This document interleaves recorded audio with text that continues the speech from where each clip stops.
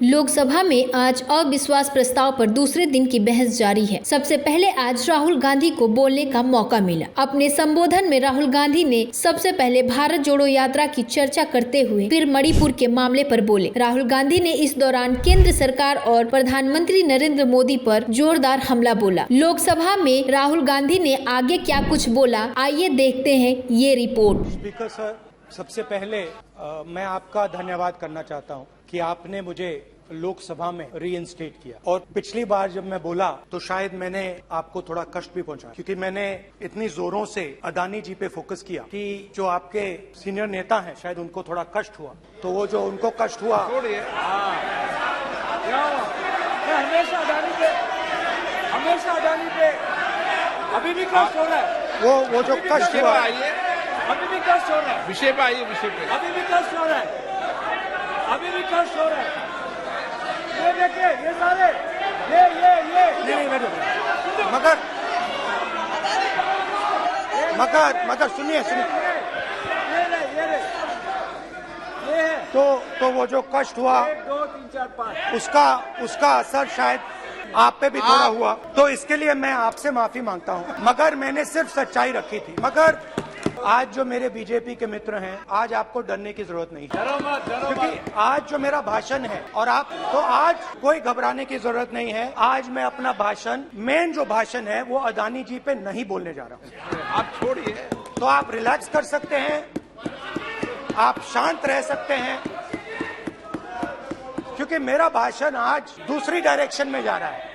रूमी ने कहा था जो शब्द दिल से आते हैं वो शब्द दिल में जाते हैं। तो आज मैं दिमाग से नहीं बोलना चाह रहा हूं, मैं दिल से बोलना चाह रहा हूं। और मैं आज आप लोगों पर इतना आक्रमण नहीं करूं, मतलब 1-2 गोले जरूर मारूंगा, मगर इतना नहीं मारूंगा। पिछले साल 130 दिन के लिए मैं भारत के एक कोने से दूसरे कोने तक गया, अकेला नहीं, बहुत सारे लोगों के साथ। समुद्र के तट से, माननीय सदस्य प्लीज ऐसे धमकाने का बात की मत बोलो यहाँ पे। मैं समुद्र के तट से कश्मीर की बर्फीली पहाड़ी तक चला। नहीं, लद्दाख को मैंने नहीं छोड़ा। यात्रा अभी खत्म नहीं हुई, यात्रा जारी है और जरूर लद्दाख आएंगे, घबराइए मत। बहुत सारे लोगों ने मुझसे पूछा यात्रा के दौरान, यात्रा के बाद कि राहुल तुम क्यों चल रहे हो, क्या तुम्हारा लक्ष्य क्या है, कन्याकुमारी से कश्मीर तक क्यों जा रहे हो। और जब वो मुझसे पूछते थे, शुरुआत में मेरे मुंह से जवाब नहीं निकलता, शायद मुझे ही नहीं मालूम था कि मैंने ये यात्रा क्यों शुरू। जब मैं कन्याकुमारी से शुरू हुआ, मैं सोच रहा था मैं हिंदुस्तान को देखना चाहता हूँ, समझना चाहता हूँ, लोगों के बीच में जाना चाहता हूँ, मगर गहराई से मुझे मालूम नहीं।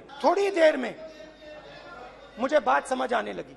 जिस चीज से मुझे प्यार था, जिस चीज के लिए मैं मरने को तैयार हूँ, जिस चीज के लिए मैं मोदी जी की जेलों में जाने को तैयार हूँ, जिस चीज के लिए मैंने 10 साल हर रोज गाली खाई, उस चीज को मैं समझना चाहता। ये है क्या, जिस चीज ने मेरे दिल को इतनी मजबूती से पकड़ रखा था, उसको मैं समझना चाहता। शुरुआत में जैसे मैंने शुरू किया, सालों से मैं हर रोज 8-10 किलोमीटर दौड़ता हूँ। मेरे दिमाग में था कि अगर मैं 10 किलोमीटर दौड़ सकता हूं तो 25 किलोमीटर चलने का क्या मतलब, कोई बड़ी बात नहीं। ये मैंने सोचा था। आज मैं उस भावना को देखूं तो वो अहंकार था कि मैं ये कर सकता, ये कुछ नहीं है। तो मेरे दिल में उस समय अहंकार था, मगर भारत अहंकार को एकदम मिटा देता है।